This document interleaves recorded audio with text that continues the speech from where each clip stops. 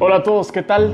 Gusto saludarlos. Yo sé que más de alguno de ustedes tiene amigos con nombres diferentes, muy bonitos. Por ejemplo, Ronnie, Lurvin, Máximo, Rubén, Marlon, Daniel, Bartolomé, Andrés, etcétera. Cualquier nombre. Muy difícilmente van a tener un amigo con el nombre de Judas. Judas, ese simple nombre causó revuelo en la historia de la humanidad, a tal grado que Judas es un nombre que no cualquier humano lo tiene hoy en día.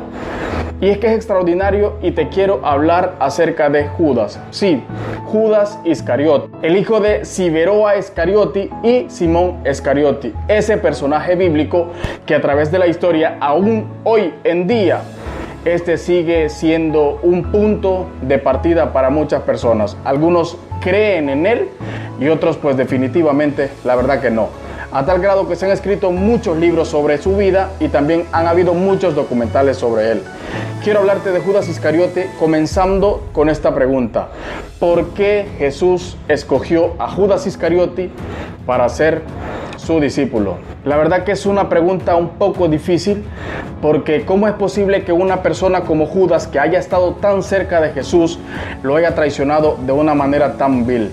Hoy en día nosotros conocemos como hipocresía religiosa el simple hecho de estar tan cerca de Jesús, tan cerca de las cosas de Dios, y aún así seguimos fallándole.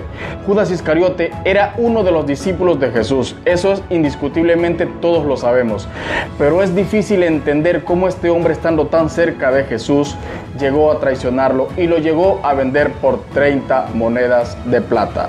Algo que tienes que conocer de Judas Iscariote es que él era el tesorero de los discípulos. Jesús confiaba tanto en Judas que le dio ese cargo entre los discípulos.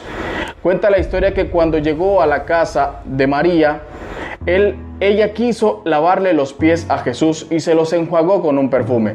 Judas se molestó y dijo que por qué con el dinero de la compra de ese perfume no se ayudó a los pobres, pero no lo decía porque él tenía buen corazón para ayudar a los pobres.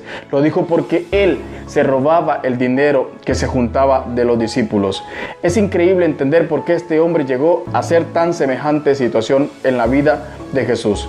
Hoy en día seguimos alimentando esta hipocresía religiosa al estar tan cerca de Jesús y seguirnos comportando prácticamente como un Judas. Quiero traer a tu mente cuando en el huerto Jesús estaba orando al Padre porque ya se acercaba la hora. La Biblia dice que puso a sus discípulos a orar y él también se fue a orar un poco más alejado de ellos, cuando de repente era tan profunda su oración, cuando estaba diciéndole al Padre: Padre, aleja de mí este cáliz, pero que no se haga lo que yo quiera, sino tu voluntad. Jesús empezó a transpirar sangre, empezó a sudar sangre. Luego de eso Jesús llega a donde están sus discípulos y les dice: ¿por qué se duermen? Levántense, que vienen los que van a prenderme. En ese preciso momento viene Judas Iscariote con los sumos sacerdotes y los soldados romanos.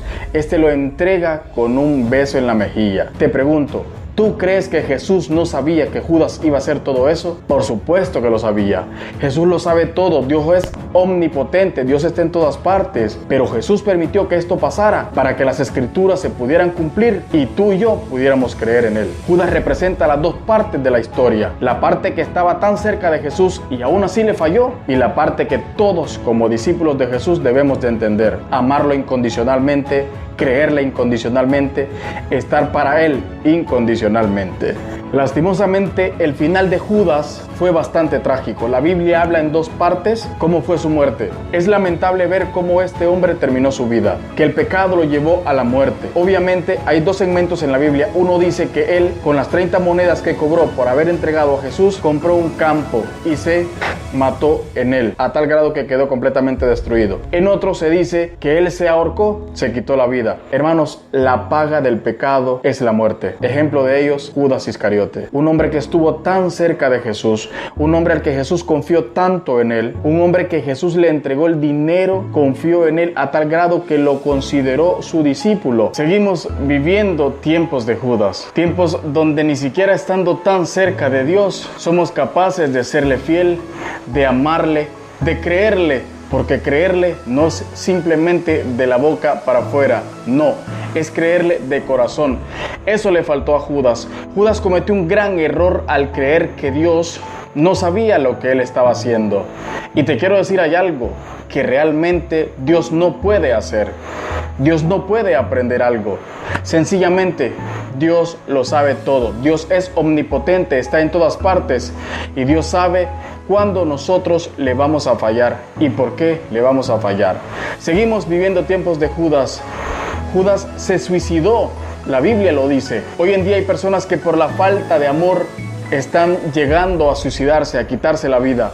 Estamos viviendo tiempos de Judas, donde la poca madurez que tenemos para enfrentar la realidad de las cosas nos están llevando a hacer cosas inapropiadas. Estamos viviendo tiempos de Judas a tal grado que la depresión se ha convertido en una aliada en contra nuestra.